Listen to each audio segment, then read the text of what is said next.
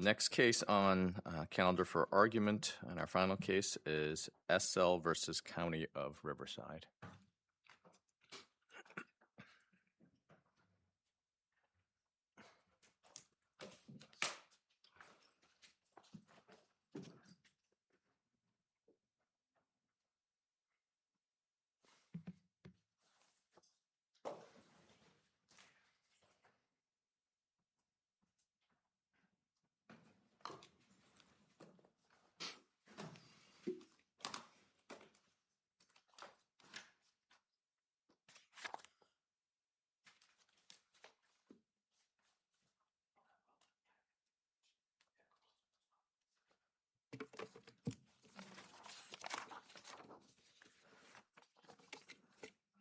May it please the court, Catherine Huang for the appellant's defendants.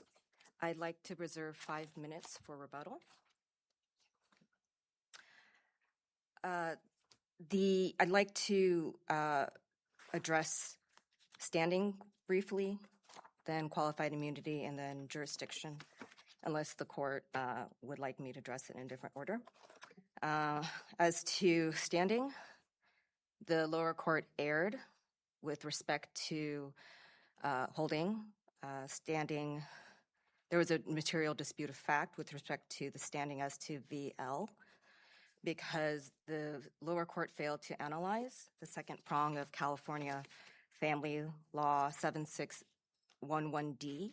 The court didn't address the multiple factors laid out in re TR regarding whether or not the decedent Yamas openly held VL out as his natural child. The factors in re TR, all of them should be answered in the negative, and that's not what the court found. The facts of the case, as undisputed, demonstrate that Yamas did not hold out VL as his natural child. With respect to the 14th Amendment standing issue as to VL and SL, under the 14th Amendment analysis, the court also erred.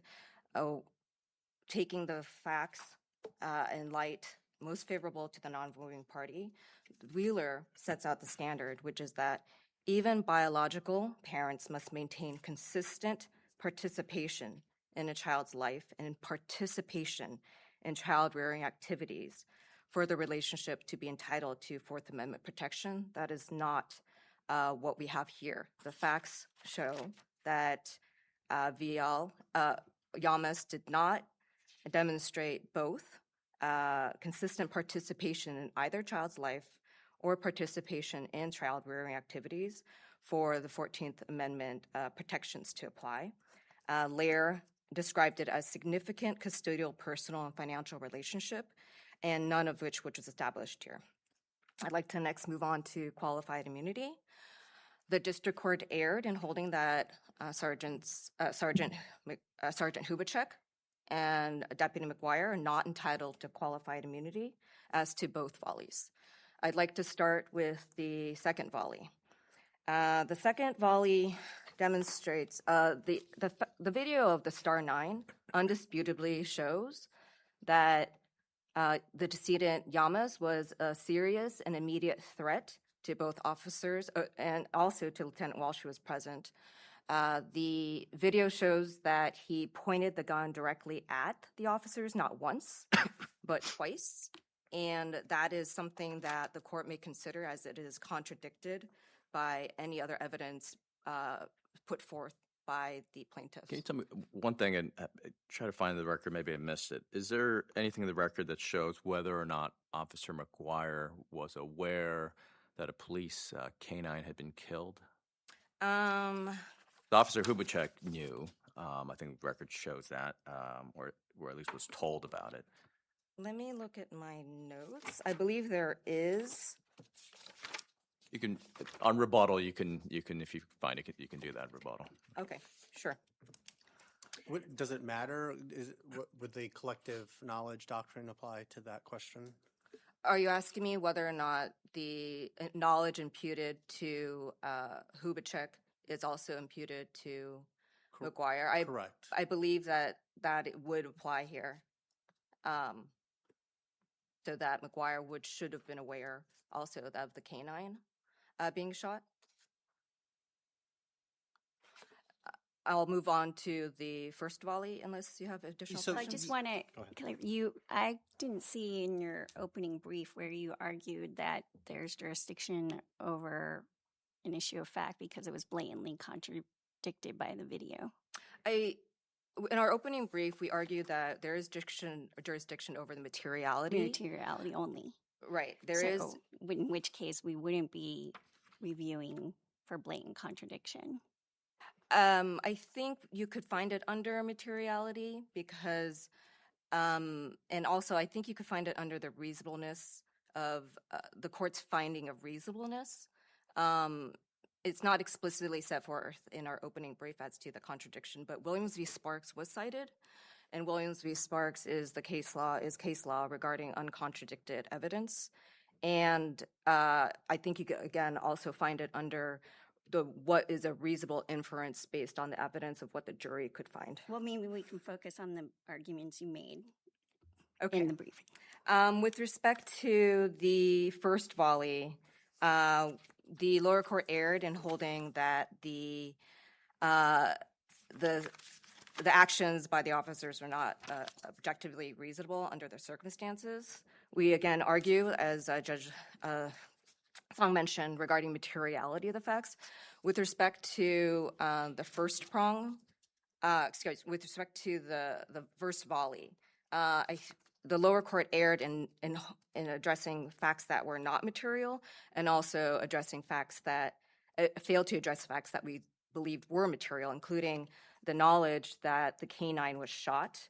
I think that it demonstrates that it goes to the seriousness of Yamas's actions, and that he was a serious threat. He was fleeing. He was wanted for crimes those crimes were constituted crimes against other people, that was harming other people, including armed robbery. And Officer McGuire was aware that he had used his gun in an armed robbery to beat someone. He was also charged or wanted for molesting his niece. And he shot the canine, which shows that the gun was live. He was willing to use it, and that he would be willing to use it against police officers. The canine is technically property, but it still demonstrates that he would be willing to shoot something live and destroy something to not get caught. McGuire was also, the dispatch also shows that he had said he didn't want to go back to jail. He fled. He was actively fleeing. This is like a pursuit that happened for several hours. The spikes in the road, he fled from the truck, despite the spikes in the road. And even when the officers told him to drop the gun, he still didn't surrender. He was given multiple warnings, and he was aware that the police were after him, and that the lower court had mentioned something about the dispute of fact with respect to potential mental illness. That, we believe, doesn't discount the possibility and the fact that he was still a serious and immediate threat. And I think you lay out all the evidence that shows that he was, dangerous, has a long criminal record, not cooperative. On the other hand, he was shot fleeing, he was not facing the officers at the time because he was shot in the butt. So obviously his back was turned to the officers. And when you look at the video, the body cams, you really can't tell much. At least I couldn't tell much. It's kind of too far away. Things are obscured. The helicopter video shows a little bit more. And maybe you could read it both ways. One, he's turning around, it looks like. I guess one way you could say is an officer thought that he has a gun and might shoot the officer. On the other hand, it wasn't so blatant. He's turning around, pointing the gun. Maybe he's just looking to see where the officer is. I mean, given that potential ambiguity, why wouldn't this be a fact issue for the jury to decide whether it was reasonable? I think the video shows that he definitely turned twice, and it doesn't completely support plaintiff's view that his gun was to his head the entire time. The gun actually disappears from view in the video. So the video also is, the Star 9 is about 2,000 feet, almost 2,000 feet above the ground.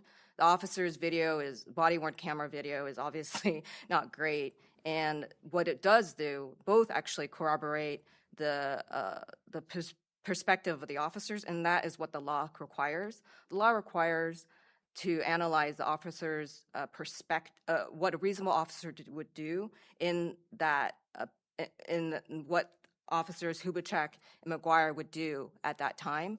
And when you're thinking about it, they viewed him turn, but they didn't know he was going to turn back. And I think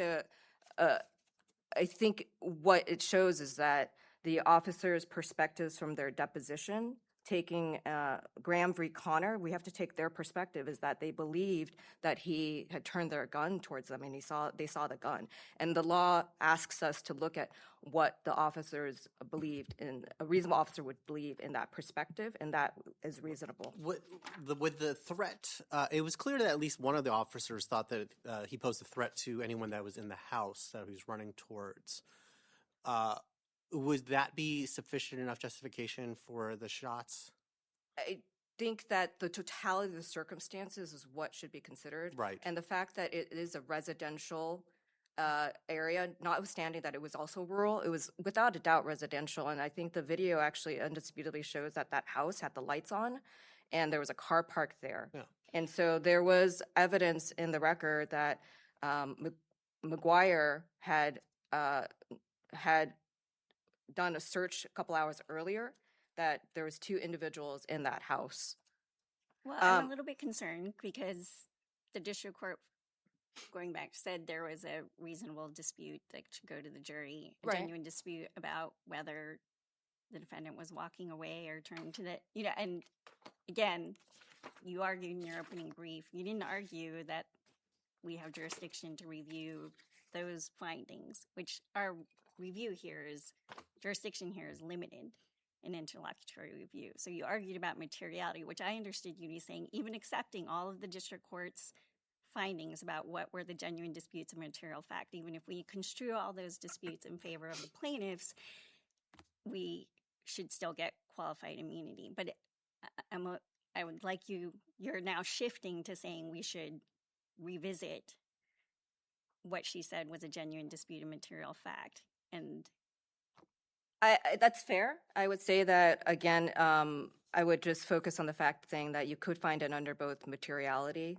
and that you can take these facts presented because it's uncontradicted by video as with Williams v. Sparks, and it's not a reasonable reference to make, and that's ultimately the holding of the court as to that a reasonable juror could find this. I would probably entertain that argument if you had made it in your opening brief. I think that's fair. So I'm prepared to talk about the arguments you did make in your opening brief, which is even assuming that all the disputes that the district court found were genuine were resolved in defendant's favor, they would still be entitled to qualified immunity. Right. I think that's a fair point, and I'll give our argument as to the second prong, clearly established right at the time, and I believe that the 3 cases that the court cited to find the second prong of qualified immunity are defined at too high a level of generality, or not specific enough to demonstrate that the right was clearly established at the time. I think none of those cases, all those cases can be clearly distinguished. In George v. Morris, it was a man with a wheelchair, a walker, and his gun was pointed to the ground. And in Aguirre, it was a bat.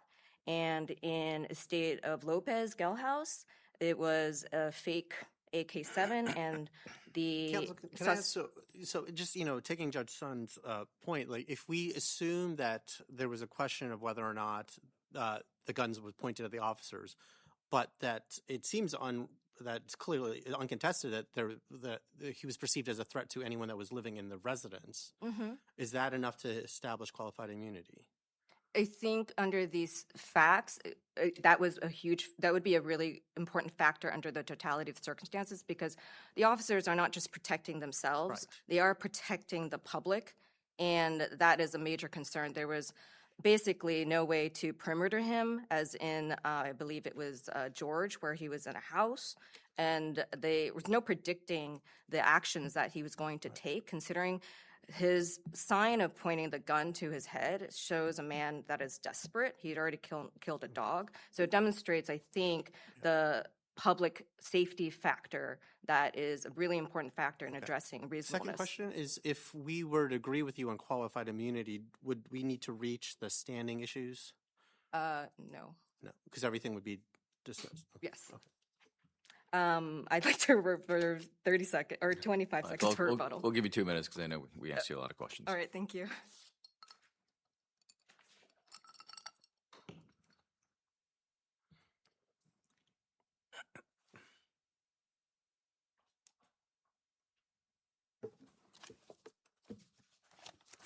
Good morning, Your Honors.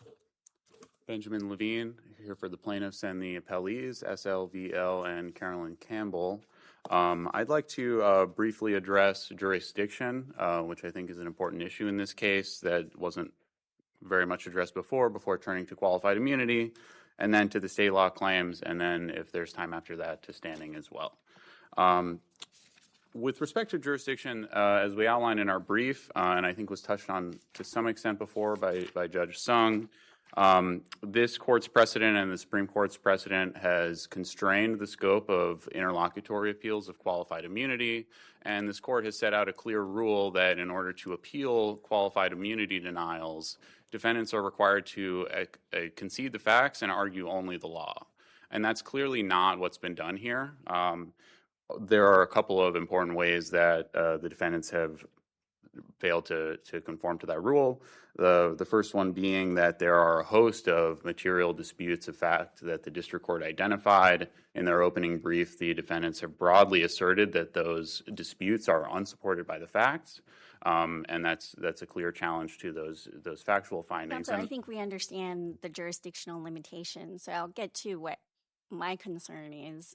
I think even if I resolve all the factual disputes identified by the district court in plaintiff's favor, I look at the precedent you cite and the precedent I look for independently.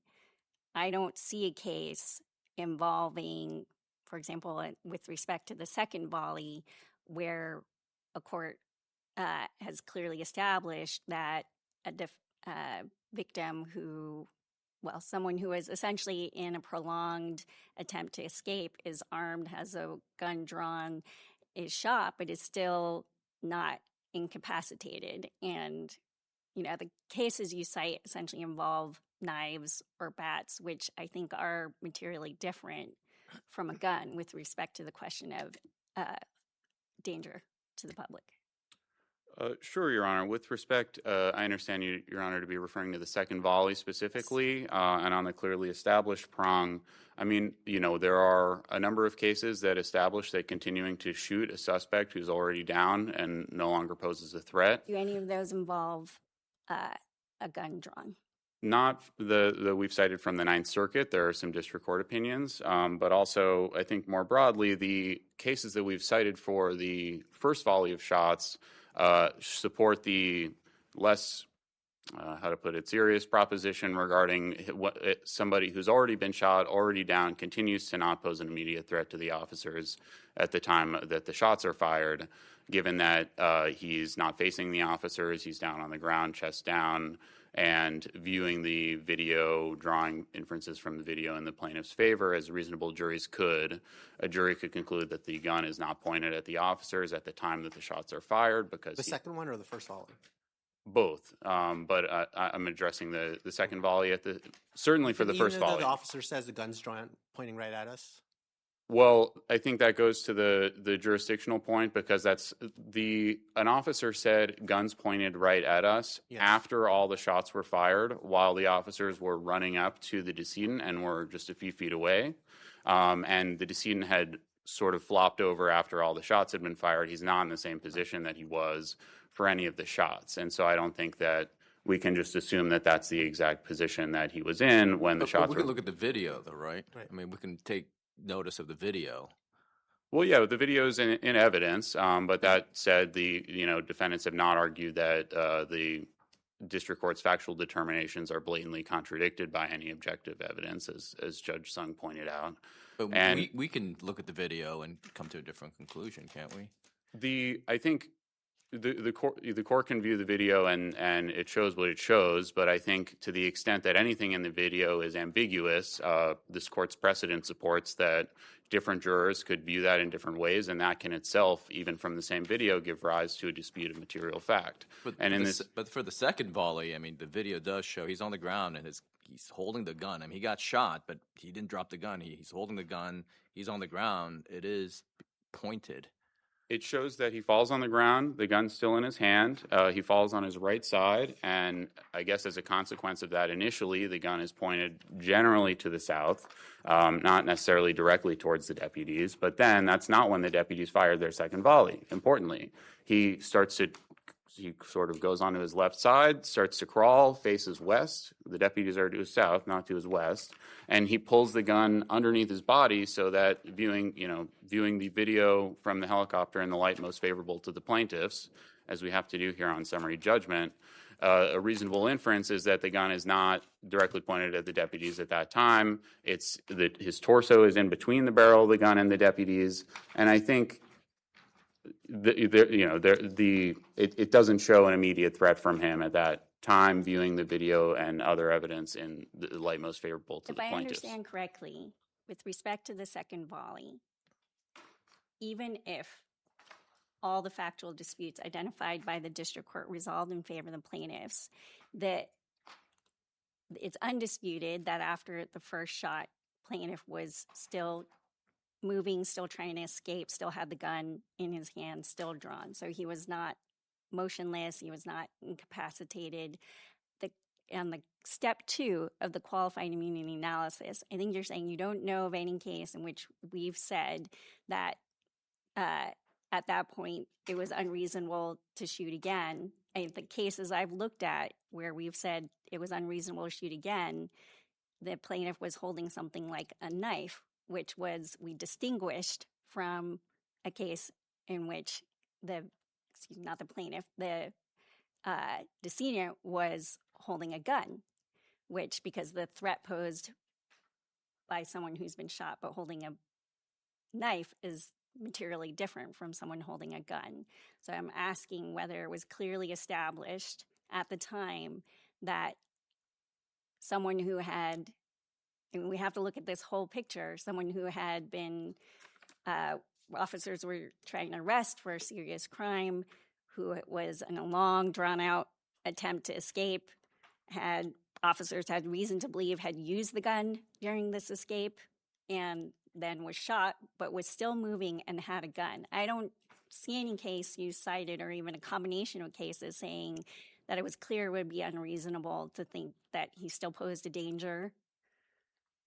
I mean, I'm even assuming that a jury could find that was an excessive force. We have to find whether that was clearly established at the time.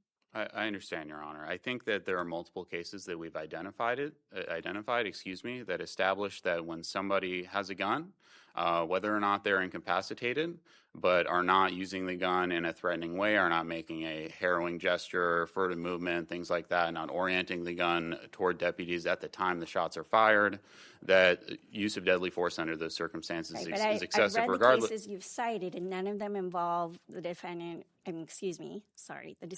where they were.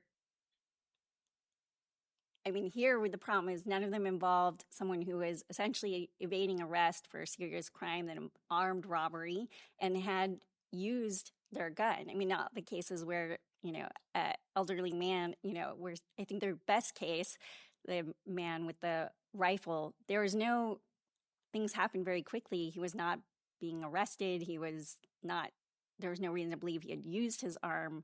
I think the fact that there was reason to believe this scene used his firearm in this instance during the interaction with the police, is a pretty material fact. Sure. We have Harris versus Roderick, Your Honor, where the Ninth Circuit held the use of deadly force against somebody who had shot and killed an FBI agent the day before at the same location as part of the same extended standoff during Ruby Ridge in Idaho was excessive, and we cited that in our brief. We cited that to the district court below, and in that case, he's got his back turned. But I think that these cases that establish that somebody who has their back turned and in other ways don't pose an immediate threat with regard to a gun also clearly establish the less extreme proposition that somebody who's no longer a threat because they're not only not facing and pointing a gun towards deputies, but also already shot down on the ground, maybe still able to move, Your Honor, but still not able to pose an immediate threat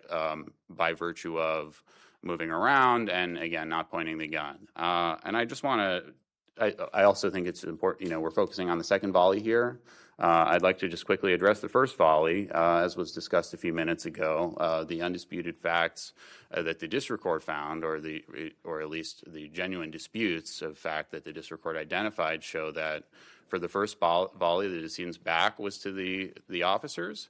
He's 150 feet away. He's got the gun pointed to his own head. It's true that he briefly looked to the left and then to the right a few seconds before the shots were fired, but in the seconds leading up to that first volley of shots, he continues facing forward, gun to his head. There's no verbal threats. He's not pointing the gun toward the deputies. And I think the fact that the deputies testified in their depositions that they saw him at the time of the shots were fired, turning around backward, pointing the gun at them, which is clearly not shown on the video, raises credibility issues with regard to what they claim they saw for the second volley, specifically with regard to Deputy McGuire. And I think, the same clearly established law that we cited in our brief, as we were just discussing, as well as George and Lopez, clearly establishes the unconstitutionality of the first volley. I want to address one point. Yeah, even if it's possible that he wasn't pointing the gun at them at the time of the shot, but he did pose a threat to anyone that was any residents in the house that he was approaching. Why was it not reasonable for the officers to think that to stop that danger, they had to shoot him? Sure. Well, number one, the defendants have not argued either in their motion or in this court that the officers could have shot based on a threat to anyone other than the officers themselves. They've only argued that the officers shot based on a threat to them because, again, that he was pointing the gun towards them. And we think, as we argued in our brief, that any sort of fleeing felon argument is both forfeited and waived because it wasn't argued in the motion, wasn't argued in either brief on appeal. And with regard to the house, Your Honor, we tried to address this in the brief. Just to quickly explain, this is sort of a large property. There's a blue house to the left of the decedent as he's running. It's very clear that was the concern of the officer, at least with I forget the name of the officer with the body cam, saying Lieutenant Walsh. He said we got to stop him before he gets into the house, essentially. Sure. Well, the officers each testified that they could not have shot him and would not have shot him based on their training if he had not turned around and pointed the gun towards them, which is disputed. They said that if he had not, they testified that based on their training, if he had not done that, they would have continued to pursue him. He's not right up on the doorstep of any house. He's not even approaching the blue house. He's running parallel to it and past it, as we can see based on the video. Not getting past it. I thought he was running up the driveway to get. The driveway has a fork, Your Honor, and so going left on the fork would have led to the driveway to the carport in the blue house. He took the right and was going, and you can see this clearly on the helicopter video from the time of the shots. Assuming that the officers believe that there was a threat to anyone that is in the residence, why would they not be entitled to qualified immunity based off of that? Well, number one, Your Honor, again, it's forfeited and waived. Assuming I disagree with that. Okay. Well, again, one reason would be, again, based on their training, they didn't think they could shoot based on that. It's not. That's training. I mean, you have to tell me why it's unreasonable. Sure. Well, this court has held in Drummond that training can be relevant to whether the use of force is reasonable and also as to clearly established law. And also as well, Your Honor, I mean, there's no. It's hard to say that he's an immediate threat to people in the house when he's not going in the direction of the house. I think that a reasonable juror viewing this video could conclude that he's not running towards the house, and that's a disputed issue. Wouldn't we have to review whether a reasonable officer thought he was going towards the house? Well, I mean, it's not really a subjective analysis, Your Honor. I just want to be careful about that. What a reasonable officer thought. A jury would have to determine that question, whether based on the evidence a reasonable officer might have believed that, assuming it weren't. Qualified immunity, don't we decide whether or not a reasonable officer would have perceived this threat? I think it might depend on which prong we're talking about here, Your Honor. With regard to prong one, I mean, this is a standard excessive force analysis that, the disputed facts on this issue would have to go to a jury. We think that a reasonable jury could be, just to be clear, the clearly established law analysis prong two, is still based on resolving all the disputed facts and permissible inferences in plaintiff's favor, including ambiguities in the video that have to be resolved in our favor. But should we consider one big fact here is in terms of gram factors and potential risk to not the officers themselves, but also to potential people living in the houses, is the fact that a police canine was shot and killed. I mean, that's a clear overlay that the suspect already had used deadly force to kill a police canine. We had something worse, again, in Harris versus Roderick, Your Honor. He had shot and killed an FBI agent. And also, going back to the argument from before, only one of the officers had information that a dog had possibly been killed, is what the defendants argued. They haven't argued that Deputy or Sergeant Hubachek had that information. Neither of the officers were actually present in the area when that shot was fired. So in a large respect, it's hindsight information. And I see I'm at my time. Yeah. I mean, the Harris the Ruby Ridge case is different because one key thing the Ninth Circuit says there is the guy posed no threat at all at the point. He was just running to his cabin, didn't make any gesture, didn't make any movements, and there at that point, even though there was a shootout previous day, you can't shoot a guy who's fleeing. Same here. Yeah, it's the same here. Well, he's got a gun. He's not facing the officers. Yeah, that's key difference. He has a gun. He's making movements. He's going to other people. He's going to his own cabin. Harris. I don't think Harris is, at least definitely on the clearly established prong. I don't think it really helps you. We really think that resolving the facts in plaintiff's favor, Your Honor, a reasonable jury could believe that an officer would not have seen him to be running towards an occupied house. That blue house, the deputies testified they couldn't have shot him if he didn't turn around. That they couldn't have shot him just for fleeing, whether or not to a house. This is different than the Blandford type situation where he's literally at the doorstep about to go in. And I'd like to, I see I'm at my time. I just wanted to address the state law claims, if I might, for a moment. But I see Your Honor. Yeah, question. If the officer entitled to qualified immunity, would we need to reach the standing questions and things of that nature? Well, I guess it would depend on the basis for if the court finds that the law was not clearly established. That doesn't do anything to our state law claims. There's no qualified immunity under state law in California.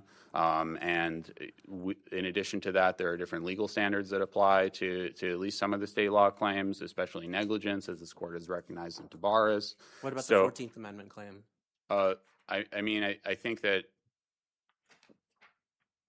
the 14th Amendment claim, it depends on a deliberate indifference standard, we argued. So I guess if the court found that the law was not clearly established for the Fourth Amendment, that probably would affect the 14th Amendment as well. It wouldn't, again, affect any of the state law claims, which aren't properly subject to interlocutory appeal in the first place, as we argued in our brief. Thank you, Your Honors. Great. Thank you.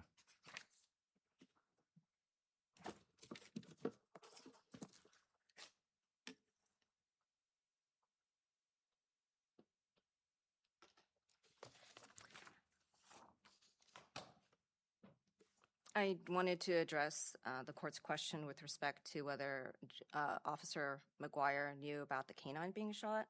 In Lieutenant Walsh's body-worn camera video, he's there present when they were talking about the canine not coming back and the shot being heard. And then also in his deposition, ER 728, line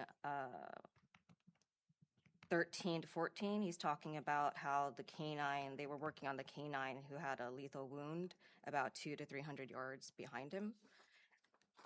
And so I'd like to briefly address a couple comments by my friend here.